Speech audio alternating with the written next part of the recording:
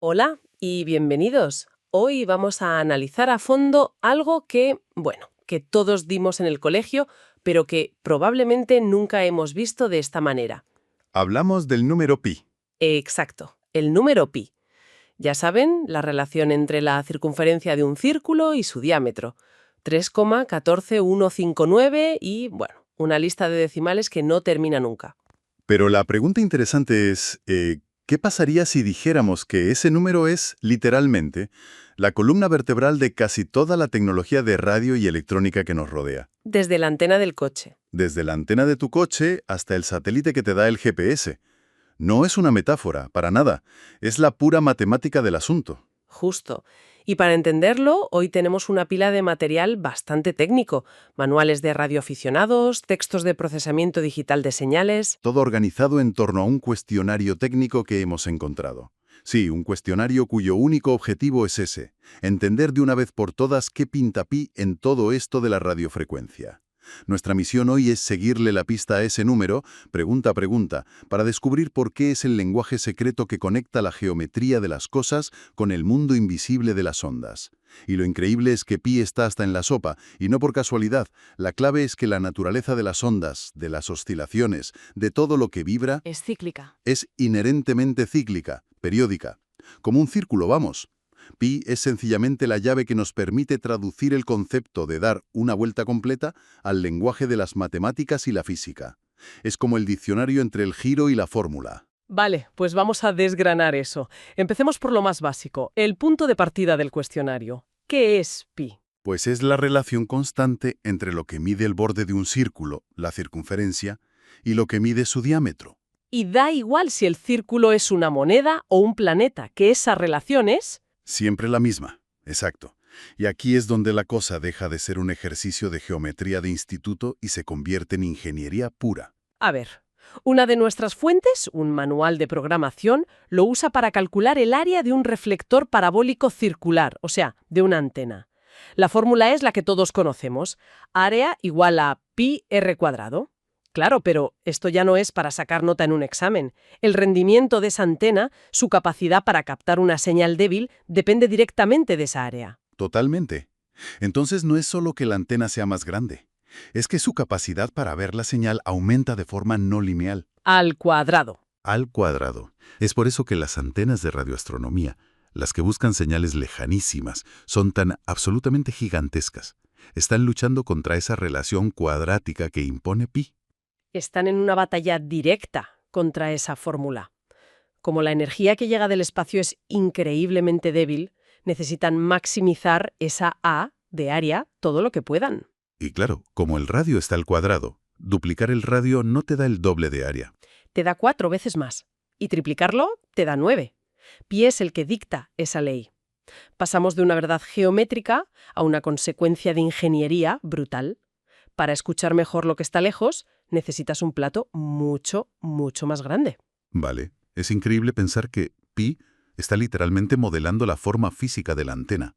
Pero ¿cómo salta de un objeto metálico a las propias ondas que viajan por el aire? Claro. Toda esa física es inútil si no podemos entender cómo se comporta la señal en su viaje. Y por lo que veo en nuestras notas, pi también tiene mucho que decir ahí. Muchísimo. La conexión está en la propia propagación.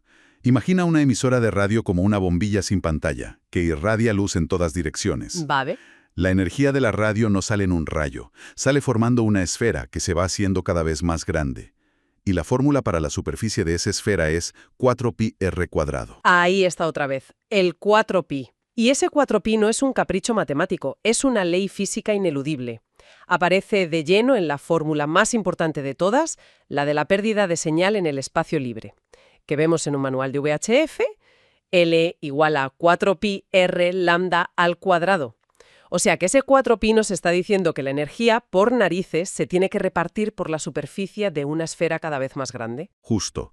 Es la razón fundamental por la que las señales se debilitan con la distancia. Podríamos llamarlo la tiranía de la geometría esférica. Y pi es su lenguaje. Espera un momento. Entonces, si para recibir la señal, la fórmula del área de captura efectiva de mi antena también tiene un 4pi diviniendo, como vemos en la fórmula A igual a g lambda al cuadrado partido 4pi, Ujú. Significa que la propia naturaleza esférica de la propagación está limitando activamente lo eficiente que puede ser mi antena, sin importar lo bien que la diseñe. Has dado en el clavo. Es un peaje que impone la física. La naturaleza esférica de la propagación, ese 4pi en la fórmula de la pérdida. Y la de la recepción. Y la naturaleza esférica de la recepción, el 4pi en la fórmula de la captura, están intrínsecamente ligadas. Es como si el universo dijera, la energía se expande en una esfera, así que tu capacidad para recogerla también se medirá con las reglas de la esfera. Y la regla de la esfera se llama pi. Exacto. Y conceptualmente, todo se conecta con la longitud de onda, con lambda. Lambda. Una onda completa un ciclo, que es como dar una vuelta completa a un círculo. Y esa vuelta completa se mide en 2pi radianes. Por eso cualquier antena que esté diseñada en base a fracciones de esa longitud de onda, como las de media onda o cuarto de onda, está, bueno, por definición, diseñada en función de pi. Ahí está. Vale, es alucinante. Lo tenemos en la forma de la antena y en la física de la onda que viaja por el aire. Pero toda esa física es inútil si no podemos capturarla y sintonizar una sola emisora de entre miles. Claro. Y, como era de esperar, cuando abrimos el receptor y miramos en el corazón del sintonizador, nos encontramos otra vez con nuestro viejo amigo pi esperando en los circuitos. Efectivamente. Y aquí entramos en el concepto de reactancia. En un circuito de corriente continua, como el de una linterna, la resistencia es sencilla, es la oposición al paso de electrones, y punto. Sí. Pero con las ondas de radio, que son corriente alterna, que cambia de dirección constantemente, las bobinas y los condensadores se resisten de una forma especial. Una forma que depende de la frecuencia de la onda. Exacto. A eso se le llama reactancia. Es una oposición dinámica, no estática. Y, cómo no, la fórmula para calcularla. Depende de pi. Por supuesto. La clave aquí es un término que aparece por todas partes. En los manuales. 2πf. Lo vemos en la fórmula de la reactancia inductiva, XL igual a 2πfL, y en la capacitiva. Y ese 2πf es tan importante que tiene nombre propio, frecuencia angular. Se representa con la letra omega, W. No mide vueltas por segundo, o sea, hercios, sino radianes por segundo. Es una medida mucho más natural, digamos, de la velocidad a la que la señal está girando. Mucho más fundamental. Y la culminación de esto la vemos en la fórmula de la frecuencia de resonancia de un circuito LC, que es básicamente el sintonizador de una radio. FR igual a 1, 2pi raíz de LC. Ese es el punto mágico donde las reactancias de la bobina y del condensador se anulan mutuamente y dejan pasar solo una frecuencia. Esa relación es absolutamente crítica. Ese 2pi en el denominador es lo que permite a los ingenieros diseñar filtros y sintonizadores con una precisión exquisita. Gracias a esa fórmula, un receptor puede seleccionar la señal de una emisora en, 101.5 MHz e ignorar por completo la que está en 101.7. Totalmente. La selectividad de una radio, su capacidad para aislar una voz entre el ruido, depende directamente de esa ecuación gobernada por pi. Me recuerda a cuando era cría e intentaba sintonizar emisoras de onda corta con una radio vieja. Mover el dial 1 milímetro, pero 1 milímetro literal, te hacía saltar de un continente a otro. Claro. Ahora entiendo que lo que estaba haciendo era ajustar con una precisión increíble esa fre igual a 1, 2pi, raíz de LC, y que era pi el que me estaba permitiendo o no aislar esa única voz. Es una analogía perfecta. Cada pequeño ajuste del dial estaba alterando la L o la C de la fórmula. Y gracias a que 2pi estaba ahí, ese pequeño cambio físico se traducía en un salto preciso en la frecuencia sintonizada. Todo esto suena muy del mundo analógico, de radios con dial de ruleta. Pero el cuestionario nos empuja ahora hacia el mundo digital. El Wi-Fi, el 4G, el Bluetooth. ¿Cómo sobrevive pi en un mundo de ceros y unos? Bueno, sobrevive porque la onda subyacente sigue siendo una onda.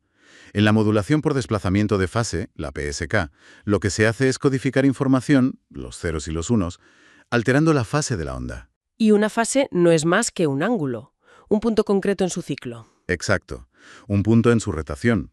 Y como hemos dicho, los ángulos en física se miden de la forma más natural en radianes. Una vuelta completa son 360 grados, que son 2pi radianes. O sea que para codificar un bit, simplemente giras la onda un ángulo determinado. Eso es. Por ejemplo, en una modulación muy común, para enviar un 0 dejas la onda como está, y para enviar un 1 le das la vuelta por completo. La desplazas 180 grados. ¿Y un desplazamiento de 180 grados es, matemáticamente? Un desplazamiento de pi radianes. Es el uso más directo y elegante que se puede imaginar de pi para representar datos.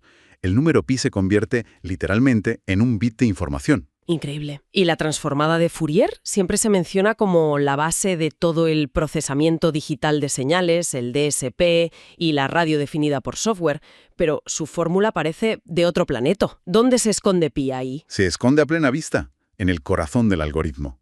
Pero antes de la fórmula, piensa en una analogía. Piensa en la transformada de Fourier como un prisma musical. Un prisma musical. Me gusta. Una señal de radio compleja, como tu voz o una canción, es como un rayo de luz blanca, que contiene todos los colores. La transformada, gracias a pi, es el prisma que descompone esa luz blanca en su arco iris. En todas sus frecuencias puras. Te permite ver de qué colores o de qué notas musicales está hecha una señal compleja. Exacto.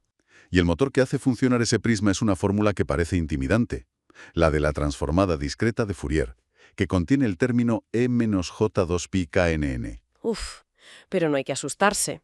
En el fondo, lo que hace ese 2pi en el exponente es preguntarle a la señal una por una. ¿Cuánto tienes de esta frecuencia exacta? Y de esta otra. Y de esta. Y así con todas. Lo hace para todas las frecuencias posibles y nos da el espectro completo. Sin ese 2pi, el prisma no funcionaría.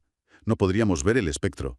No tendríamos radio digital, ni MP3, ni compresión de imágenes JPG. Y hemos hecho un viaje alucinante. Empezamos con pi en la geometría de una antena. Luego lo vimos en la física de cómo viajan las ondas, luego dentro de los circuitos del sintonizador y ahora en las matemáticas puras del software. En todas partes.